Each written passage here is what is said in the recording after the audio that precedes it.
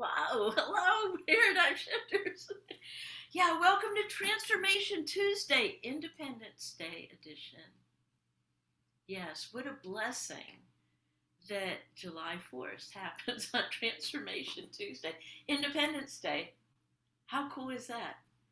So, welcome, paradigm shifters. We are a glowing, that's for sure, growing, the glowing, growing, global community of people dedicated to shift and uplift the planet. I remember when I had that vision, it's like the planet. Well, yeah, you know, all people and creatures and you name it, we're uplifting here.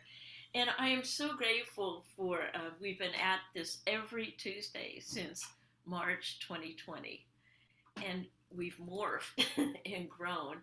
And the topic for July 2023 is rainbow connections,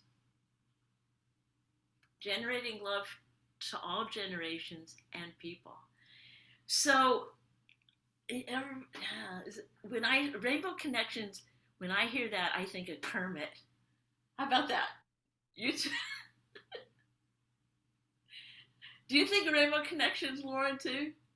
Well, it's interesting first of all, Judy, thank you for having me. And I think a glowing and global community is absolutely what you've built, because it's amazing who you've featured and all the people from all around the world who listen in to Paradigm Shifters. It's truly inspiring in so many ways. When you talk about rainbow connections and you talk about all generation, all people, all things, it's just we know that there's only one thing happening here and everything is connected. And so you didn't know this before we started recording this, Judy, but my grandfather and I, who I was very close to, had a connection over rainbows. No way. Yes. And when he died, I told him, every time I'll see a rainbow, I'll know that it's from you.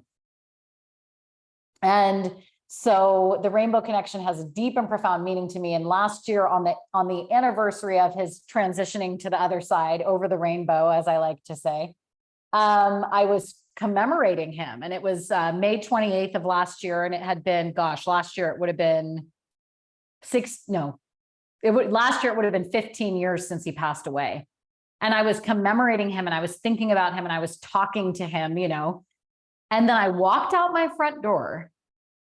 And there was I'll have to send you a picture of it or send you a picture that you can use for this. But in front of my house, there was a huge double rainbow all the way connected on both ends. And I was just like, hello, Gramps, I see you. So the fact that does rainbow connections mean something to me? Yes, it does. Yes, it does. Oh, that is so cool. And so yeah, and so what my idea that downloaded was this generational connections. And I know when I was young, I really did not want to have too much to do with my parents. My grandparents were immigrants, and so that was a whole nother trip.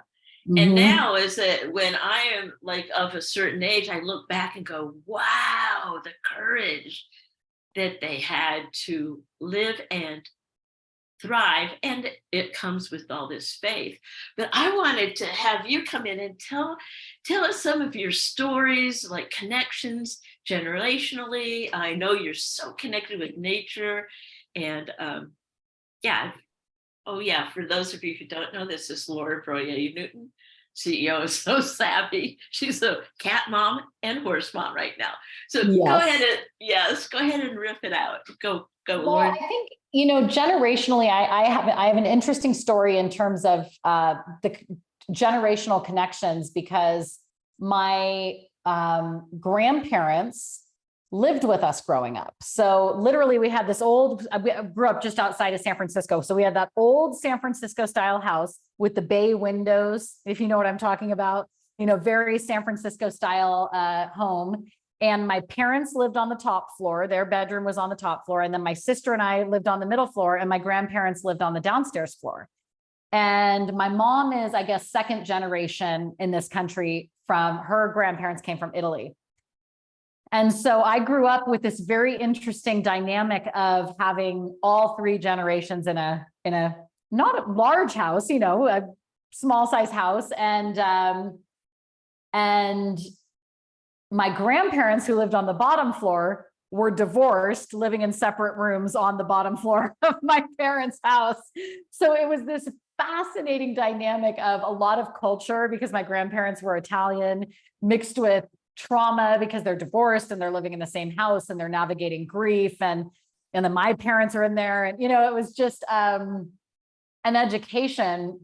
And the thing that I value so highly was having that deep relationship with my grandfather, who was in many ways my first introduction to, maybe it just isn't the way they say it in church. Maybe there's something else to this spirit world, to this thing called life. And he was very open about, and ahead of his time, I think, because he was born in 1921, in terms of being willing to talk about edgy, pushing the boundaries kind of ways of thinking about religion, spirituality, life. So that generationally, I mean, we literally lived in a house with 3 stories and 3 generations living all in one place there. What is one of the lessons that you are using, that is internally now, that you are maybe using it now that you're, in your generation, and how you see things? I think that, Mary, our mentor, Mary Morrissey, once said to me,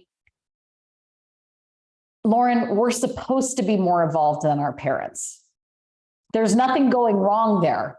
I was frustrated about something, my parents weren't seeing, or whatever the deal was. And she said, wait a second, there's nothing going wrong here. We are supposed to be more evolved than our parents, and our children are supposed to be more evolved than us. And so I think one of the lessons that I'm really taking forward with me, because, there has been a lot of hurt and pain and trauma and different things in my family, as for many of us there have been. And I think the greatest thing that I'm taking with me is that love is persistent through all of that.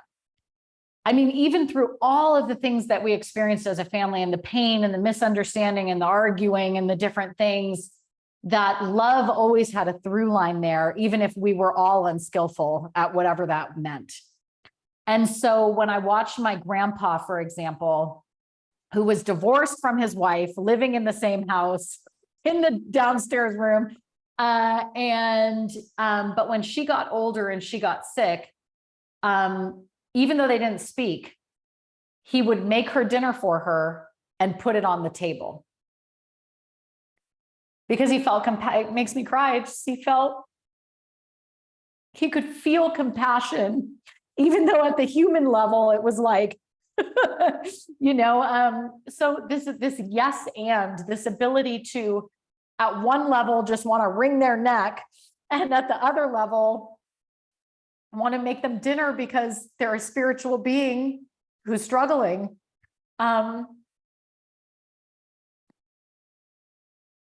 There's a lot of beauty in that, and so I took forward the lesson of the yes, and it can be hard, and we can still love. We cannot understand why they are the way they are and still have compassion. And I think that that's gone on to help me in my relationships and in my coaching, because it's like, it's never just not, it's complex, it isn't simple, and it is challenging to navigate. And I think that helps me to have a lot of compassion also for the people I have the privilege of serving. Oh my goodness. I want everybody to write this down. We're supposed to be more involved in our parents. Now, wait a minute. I'm the parent here, and I have 2 daughters that are like your age, and then they have I've got, my grandkids, and what a powerful statement, because we don't see things. One of my mentors said, Judy, you don't know what it's like to be 30 in 2023. Yeah. I'm like, oh, you don't know. You were, the history that was going on in your generation at that time was totally different. And Yes. thank God it's evolved. So that's like, boom, nugget. Now, I also want to ask you a question, because your background was similar to mine in the working with children as a counselor. Yeah. So tell me like a story, some insights that you learned from working with those generations. I mean, wow. I mean, so great. I mean, just to go back to this idea of we're supposed to be more evolved than our parents, I just want to add, like, Judy might not understand what it's like to be 30 years old in 2023, but I also don't understand what it was like to be 18 years old in 1968.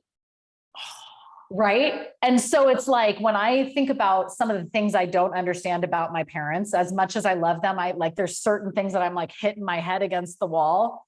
I'm like, Lauren, your mom was a little girl in the 1950s when she had to wear a dress to school, when she had to worry about what the neighbors thought, when she was told to not air her dirty laundry. And my generation's like, let's put it all on MTV. It's like, so this idea that she should somehow understand me or be different, it's like, that is so unfair for any of us to, what do they say? You can't understand someone until you've walked a mile in their moccasins. As much as we think we know our parents, or even we think we know our kids, we don't. Spiritually, we don't know what it's been like for them. We don't know every moment of everything that happened in their life. And that brings me to a level of compassion where it's like, my dad was born in 1943. He was born in the middle of World War II. And I'm sitting here thinking COVID's hard. It's like, wait a second. So it's like having that compassion of none of us have walked each other's shoes, no matter how much we think we know each other. And like that reminder gives me compassion. And it's the same for when I worked with kids. So I taught fourth grade. I taught third grade for a year, taught fourth grade for 3 years.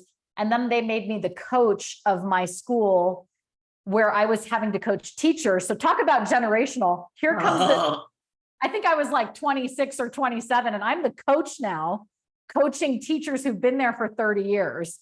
Like, let's talk about that, right?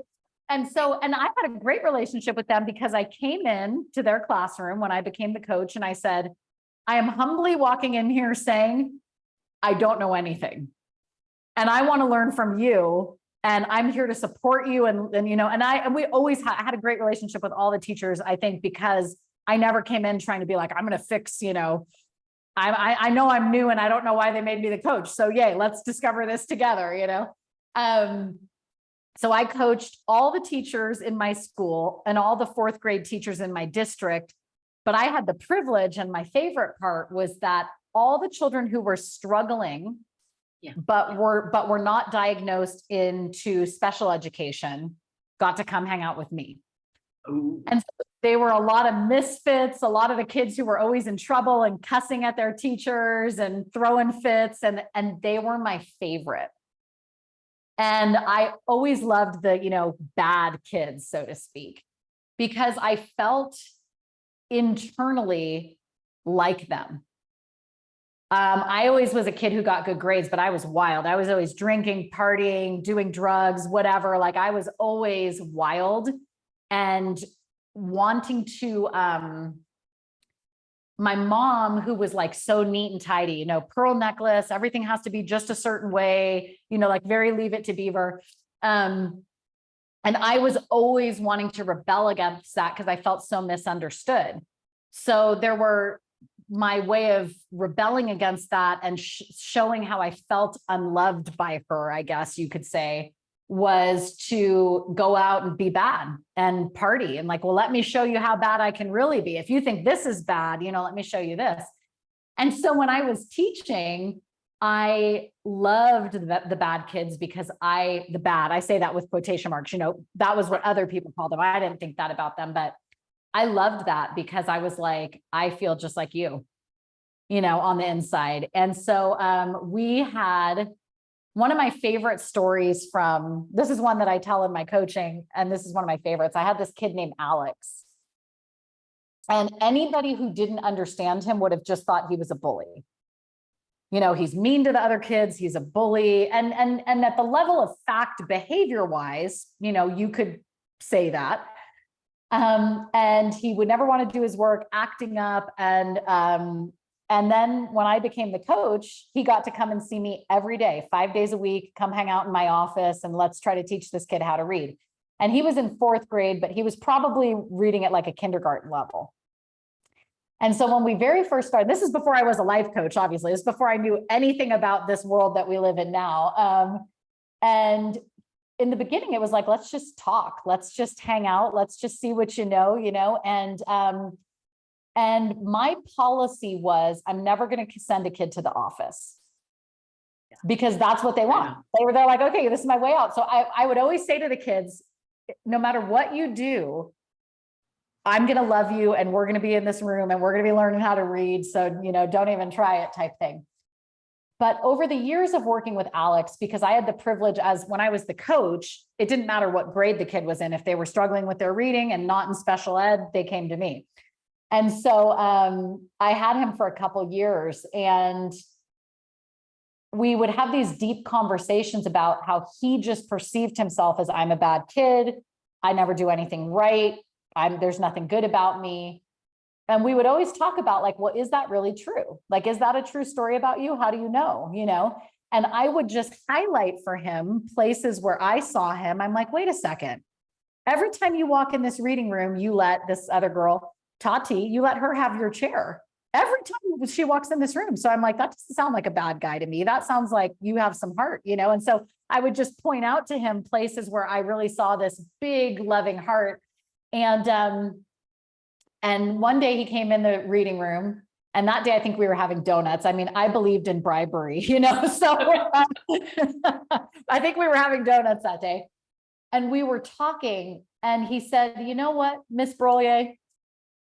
He said, I've been telling myself I'm bad all this time. He's like, but I think I was just making up a story. And I said to him, he said, I really wasn't that. I think I was just, telling myself a story. And I said, I think you're right. I think you're right. And so that was my favorite part about working with a much younger generation than myself was remembering what it was like to be in their shoes and like every day just trying to remember what it was like when the grownups didn't get you, and try not to be one of those grownups who didn't get it. So those are the parts that were the best about teaching. Oh, wow. Bringing back memories. Yeah. Yeah. I had one of those, I had one of those kids who didn't read at all. He was 5th grade. And we used to, it was like, oh, this is great because you get into their and anyway, I remember him reading, and then the challenge, let's talk about some challenges, okay?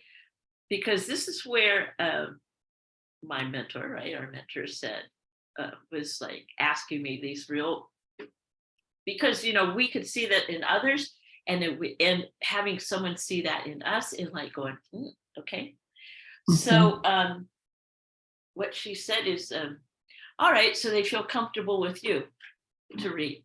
Okay, there's that. What do they do when they leave your classroom? What do they do when they go out in the hall? What do they do when they go home? And I'm like, oh. Yeah.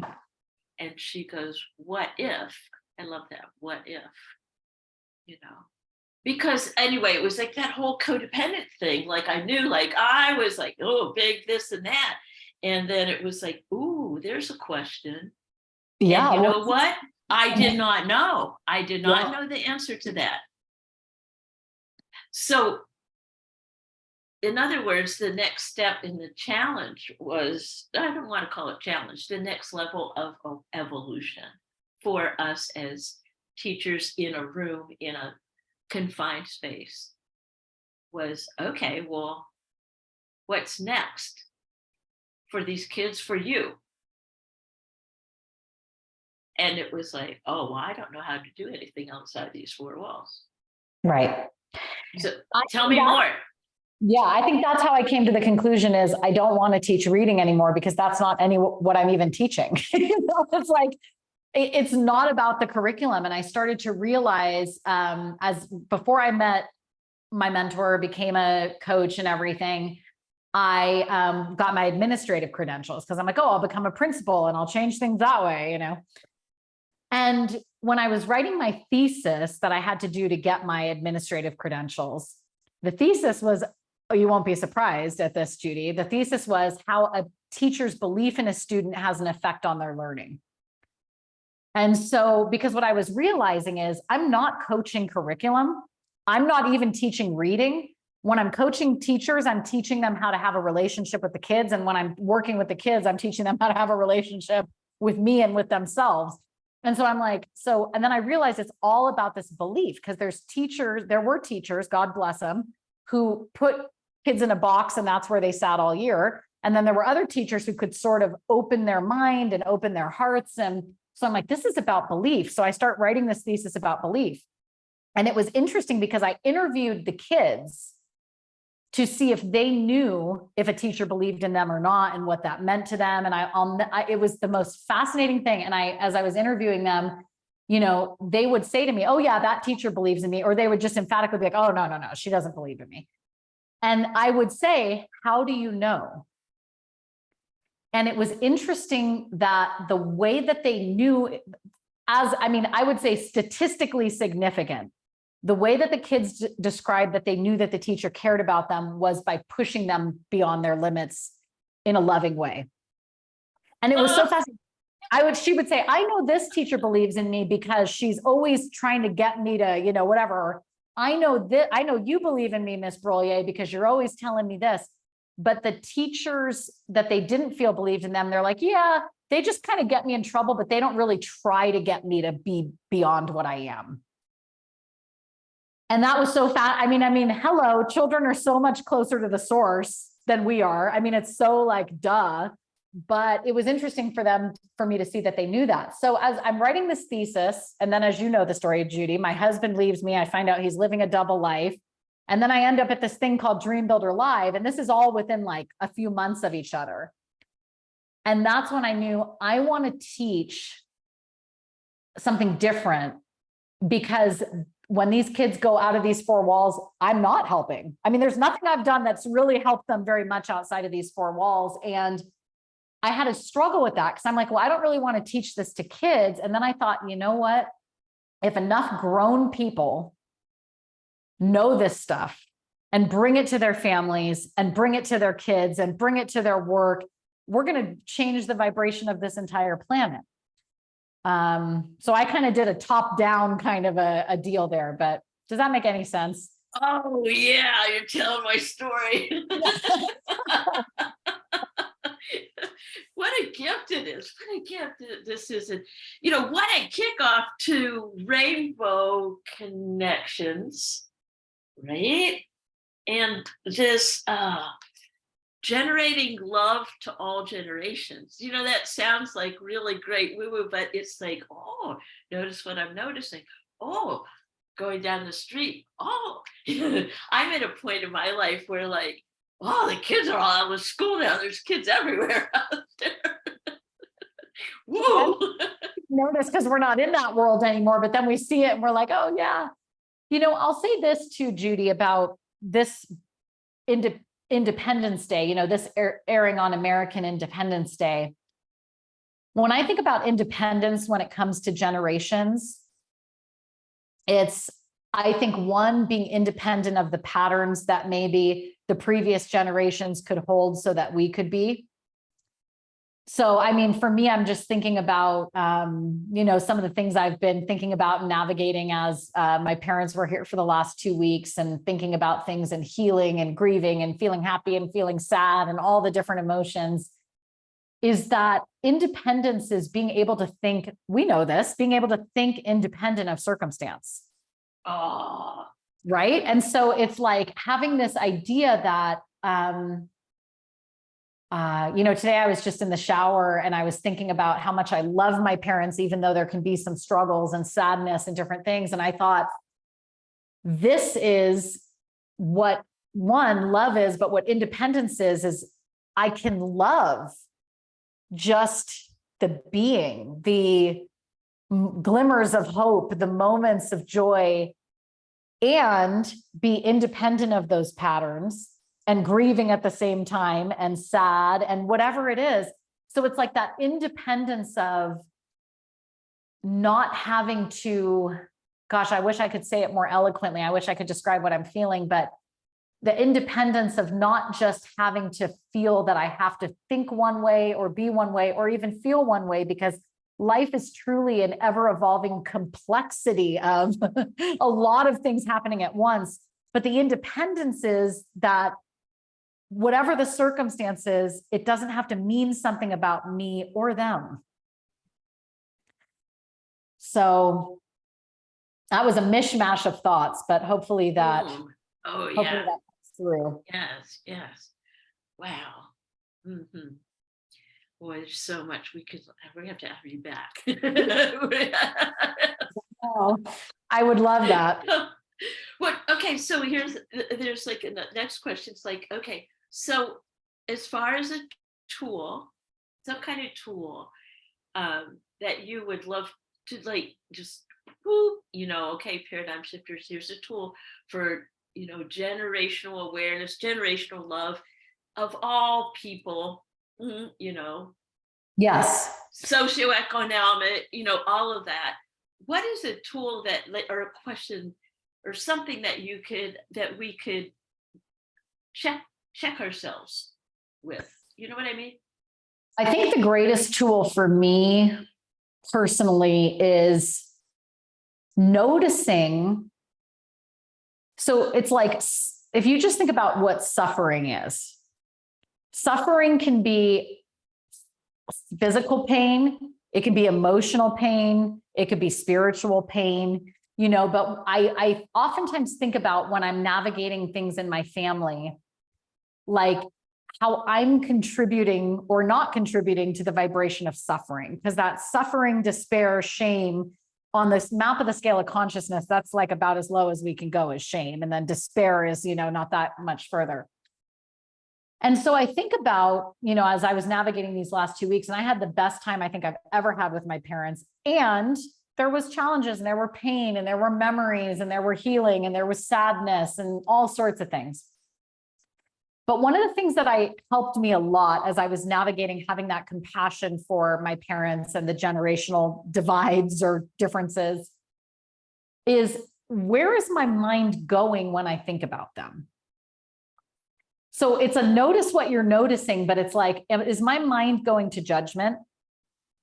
Is it going to, why don't they such and such, or why are they, or why can't they just? And it's like separating yourself from, this behavior can be happening that I might not love. And like, do I have to be doing anything in my mind with that? I mean, literally, I could just notice the behavior and go, that's over there, it's happening over there, and think zero. Or I could go through this critical judgment, why, and this is how I'm feeling and blah.